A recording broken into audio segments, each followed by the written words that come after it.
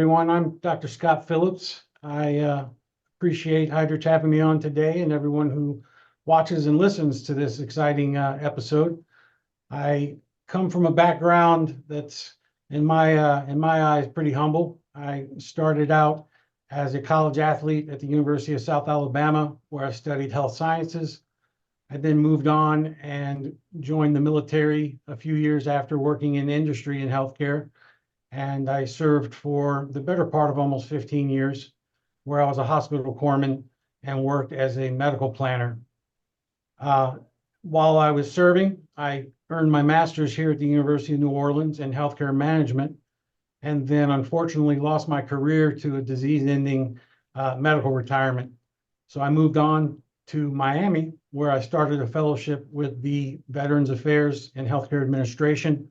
I did a fellowship and concluded right around 2017 and decided to go back to school. And I earned my Juris Masters from Florida International University's College of Law. And then I was, as Hydrich has mentioned, Dr. Vici mentioned, I was accepted into the inaugural cohort of the Doctor of Business Administration at Florida International University. I've worked several years in industry, about 8 years private sector in neurology and medical staffing, and then the military, as I said, in addition to having worked for one of the big 5 insurance corporations as a market development manager. And then I moved on to the academia world, where I'm now at the University of New Orleans in the healthcare management department under management and marketing in the Henry Bernstein College of Business Administration. So that's a little bit about me. That's excellent. So today we're going to talk about artificial intelligence in education. And I appreciate it that you're doing this as a presentation. This is going to be very, it's going to be a lot of information for a lot of people that they don't understand this area. So let's start with the artificial intelligence, right? We can say that artificial intelligence is the science of making machines think like humans. What do you think about that? You know, honestly, it was a little daunting at first. I was an early adopter of ChatGPT 3, somewhat 5 years ago, I guess, 4 years ago. And, it was like, what is this? What are we getting ourselves into? Exactly. But then I realized very quickly how it's revolutionizing, many sectors, business included, but more importantly, as we're going to speak about today, what I'm in currently, which is education, which affects everyone, as we know from the, middle schools and primary school all the way through the collegiate arena. That's very good. I always say that artificial intelligence is something that has been, for a long time. It's not that for the last 3 years that I've been seeing ChatGPT and then we can say this is new. No, it's not new. So I always say and practice that artificial intelligence is a program that can sense, reason, act, and adapt. And that's why I'm getting into this in big time. And I think it's going to be in education, tremendous help. Yeah, I would agree with that, Hydrich. It's something that we're using, we being the education world, in assisting with assignments. We facilitate research with it. We even have language learning, so it's not just a tool for students. I think a lot of teachers think, the students are going to use it to outwit us, but it's something that we as educators leverage for, content creation, grading, and even syllabus design. Yeah, that's very good. Of course, the only concern that people has in academia is copyrights and how we're gonna the artificial intelligence is gonna keep the law for scholars, right? That because when you do a paper, it's your own paper, it's your property. So artificial intelligence, it should refer only about that context, and then you review it and get the best in summary from that paper. Yeah, I would agree with that. I mean, it's, something, again, that I said, we use in research, and, as most people realize as they interact with it, it comprehends human speech. and it's capable of, reacting with necessary responses and cued responses. So it takes, in my opinion, the research world to a whole new level. Of course. Yeah. It's recognizing conversations and contexts that you have with it, and it allows you to really expound on your primary thought passage and use that research, as you talked about, the cited research, the copyrighted research, and utilize it in a more succinct manner. And also, I have to say that people and professionals need to understand that artificial intelligence is a tool. Of course, we need laws, ethic, policy and procedures to follow. But if you use it as the positive side of the tool, you're gonna have a great, tool in your hands, right? I concur. I'm primering this conversation to a presentation I have in a few weeks here at the college. The journey into AI, as we know, is AI assisted education is really just beginning. Yes, It's with tools like ChatGPT and some of the other ones that are out there. There's one called Magic School, which is a lesson-based platform. These tools are leading the charge in a complete evolution of education. I have to agree with you. So, since we talked last week, I think you're gonna have a small presentation for us. I So, do. I have a few slides that I think will just, open the eyes up to the end user per se, or those that are interested in the education world, and even those that aren't in education, just some eye-opening where we're at, and some kind of pros and cons of where ChatGPT specifically is what I lean toward, just because it's the tool I'm most familiar with. But this would be open to any, AI powered platform. yeah, this is wonderful. Go ahead and share the screen, and then so we can start.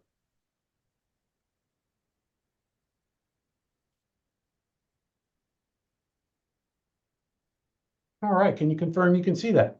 Yes, I can see it. Perfect. So this is what I'm donning, the revolutionizing the education sector. And as we talked about, earlier, the integration of AI in education truly is paving the way for the future, where learning is going to be more accessible, it's going to be more personalized, and it's going to be more efficient. So for me, it's an exciting time as an educator and for the students and technologists like yourself. Looking at the ChatGPT, or the generative pre-trained transformer, as it's truly called, that's what the GPT stands for. And without getting into the technical specifications, these pre-trained transformers are just massive information databases that are trained in different algorithmic methodologies to, read forward, backward, sideways, left, upright, angular, and put comparison and contrast information together and extract data. They're powered by these advanced natural language processing models, and they facilitate, for us, human-like text generation and conversation. They can take pictures and enhance digital communication. They can create pictures. They really are fascinating.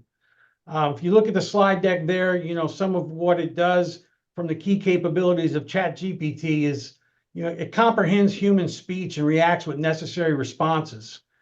It recognizes these conversations, as we talked about. The more you talk to it, the more it learns the iteration of your speech and begins to predict what you're going to ask next or say next. It can recognize, most importantly, words and sentences. So again, with that research methodology, we can pull out and extract data so quickly from a text document. Yeah. It can summarize these large texts. If you're doing a annotated bibliography in the research world for academia, you can literally tell it to take 3 to 6 sentences, read the text that's attached, and it'll generate that annotated bibliography for you. Yep. It creates coherent speech from several different prompted words, so you can have literal conversation with it. And then we've seen people writing essays and translating text. You can take text and translate different languages. So it really is closing the gap on language translation. So those are just some of the many things that are capable of ChatGPT. Yeah. And the good thing is they started with the 3.5 version. Now they had the 4.0, and they're gonna go to 5.0, I think, at the end of next year, I think, or in the summertime, I believe. That's correct. And there's a researcher out of England who did a recent presentation, and her name escapes me, but it's really an excellent explanation of ChatGPT 2, actually, Hydrich, is where we started, Yeah, all yeah. the ChatGPT 4.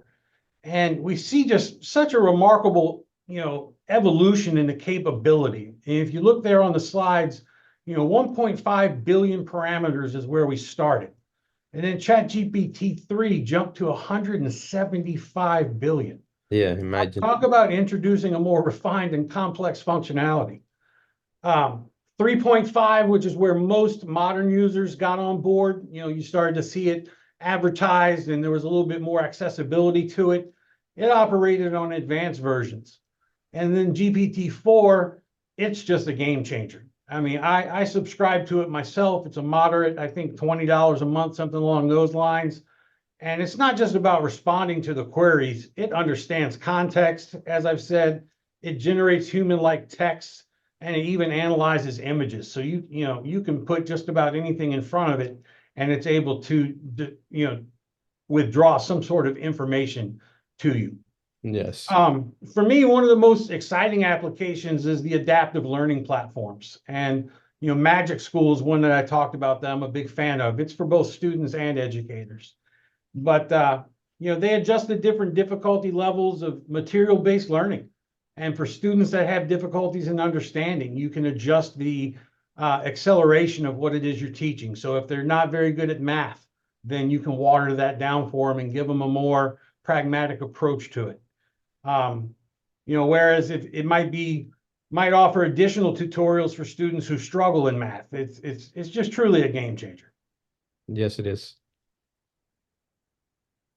So we talk about in education the IDEE framework for using ChatGPT in education, and I expose my educators to this. It's identify desired outcomes, determine appropriate levels of automation, ensure ethical considerations, and then evaluate effectiveness. And in educational settings, ensuring its use aligns with ethical standards and educational goals is paramount. That's where your big naysayers are going to step in and say, well, what about the ethics behind it? How can you handle this? Yes. I try to tell people that, what does this mean, for a student and for teachers?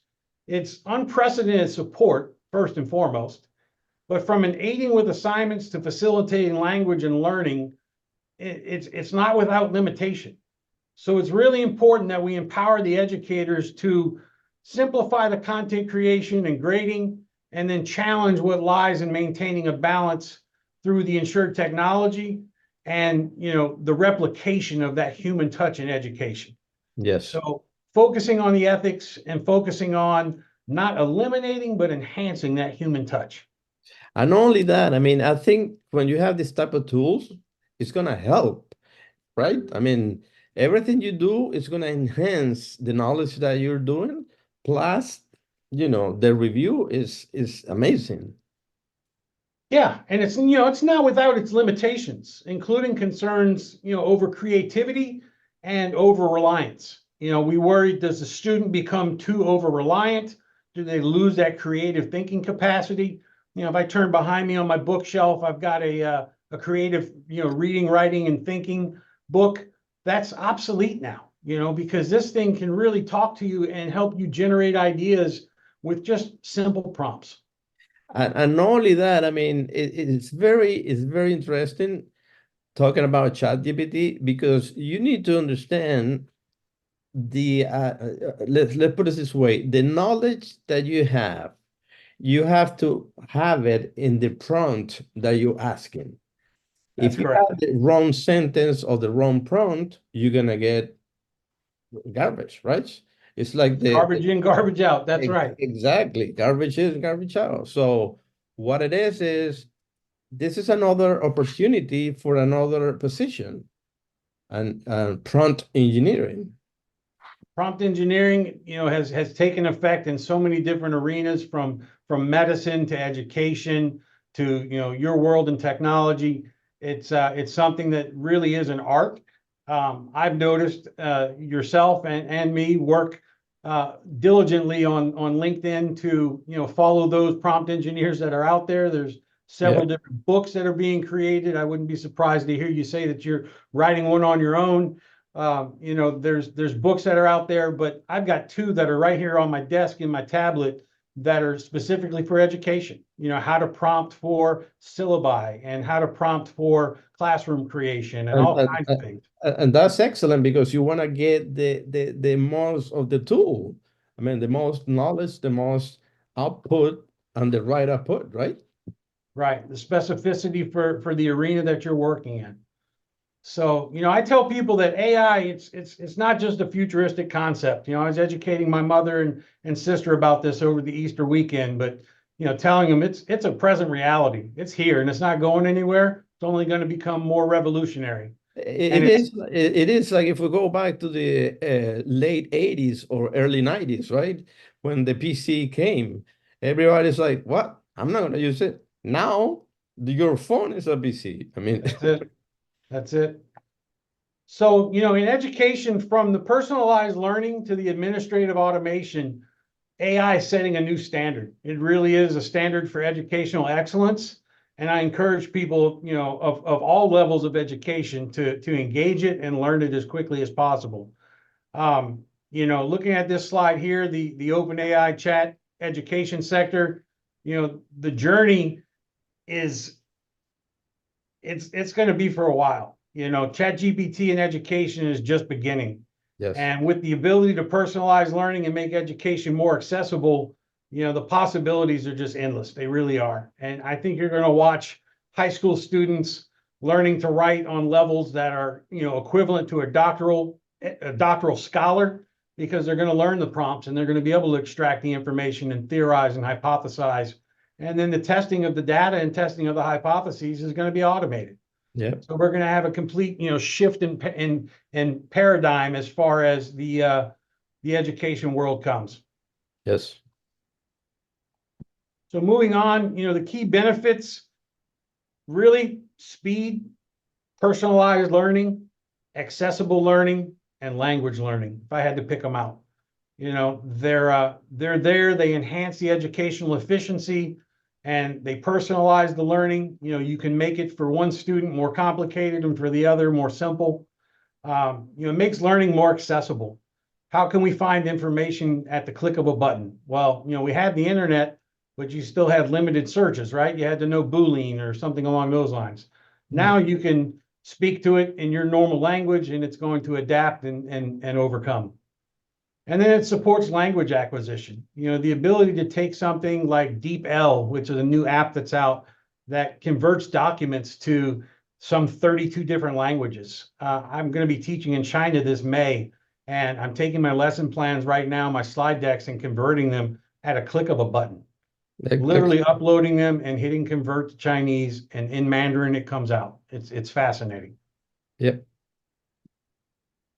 So the best practices, it offers time savings and strategies for educators. I talked about that.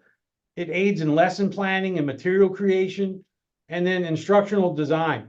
We have planning instruction and handouts and teaching materials. If you need a lesson plan, last minute on the fly, maybe you're deciding to change class and you don't have the lesson plan panned out. Well, you can discuss with it, to develop a lesson plan within minutes. Different differentiations, professional correspondence. It'll take an email and you can upload an email to it and say, put this in a more professional tone, or edit this email according to an audience of, mixed gender. However you want to soften that language or plus up that language. Maybe you're a military person and you want to be a little more curt. You could ask it to be more curt in its tone. It does different assessments. You can take a writing and simply get feedback. And then it gives writing instruction and feedback. Now, we have to navigate the challenges. There's a key instance, data privacy. That's a world near and dear to my heart. I worked in healthcare now for over 25 years. I was around when HIPAA first rolled out on April 17th or April 11th of what, 96. It's one of those things that you have to be mindful of it. Data privacy is going to be a big challenge with it, but I believe we've got policymakers and the right minds working on it, currently. We look at accuracy and potential bias.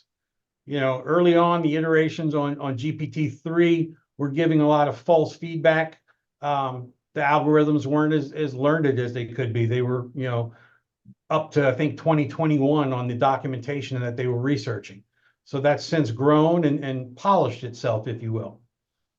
The risk of increased dependency on technology. We risk that, but let's be honest, aren't we already there? Raise your hand if you don't use your cell phone every 2 minutes. I dare say nobody's hand is up right now. So with all the advancements, there's got to be concern on the digital divide.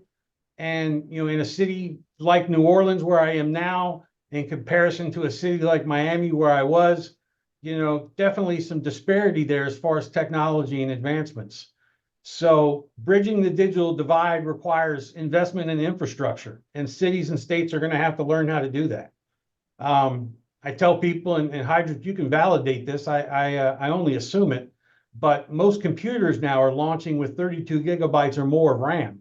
And Yes, I presume to think that's because the AI draws such a demand for the RAM. Is that a fair assessment? yeah, sure. I mean, remember, every time we have a new technology and new tools, the computers are going to be behind, right? When I say behind, it's the hardware. The application is going to be an advanced, technology in hand, and then you have to improve CPU, RAM, memory, space. So Yeah. imagine to have the storage that you have right now, 10 years from now. Nope. Oh, no, definitely not. Yeah, so it's interesting because I've noticed on my old system, because I too just bought a new PC to keep up with the times, but my old system, which was I think 16, it functions, but it's a lot slower when I'm on AI or driving too many systems at one time. So that simple utilization, that tech savviness comes with the hardware. So it's not just about the tools, but like I said, also about the accessibility and the empowerment. So, being able to combine everything you have and have it working at once. Yep. So the education sector, I'm concerned about that because, apples to oranges is the case in most education sectors. Here in New Orleans, we've got private schools like Loyola and Tulane. Do they have a better chance for enhancement than, say, University of New Orleans, which is a state school? It's possible. So you may see some greater ability there and some separation in the digital divide. But hopefully the states are cognizant of that and allocate funding so that everyone has an even playing field. We'll see how. And if we talk more on the tech side, we have to say that the Moore law states that the number of transistors in a microchip doubles every 2 years. Imagine that. Wow, I did not know that. That's Yeah. interesting. So normally your computer should last only 1 year, 2 years and a half. That's it. That's about right. So let's talk about negative aspects. The educational tools, you have to consider potential drawbacks. Reduced human interaction. That's always a concern. I teach an online class now out of the 5 different courses I teach, and I tell you it's very challenging to get the students' attention and to get the feedback that you call for on an online course. I imagine. There's a limited tech understanding. Even though they're working with an online class every day, I'll be honest, about a third of my students struggle with the learning management platform. So it impacts creativity as well. The student may be behind the scenes using the tool to do everything for them, and their own mind is not really challenged. So you have to navigate these challenges carefully. One of the it can significantly reduce workload on educators as far as automating grading and administrative tasks. And that is an area where I use it. I'll put a rubric together, my grading rubric, and then upload the didactic that I get from the student and have it graded that way. Yeah, So, it's essential to, I find, maintain a balance and ensure that the technology enhances the human interactions. very interesting. Let's see here.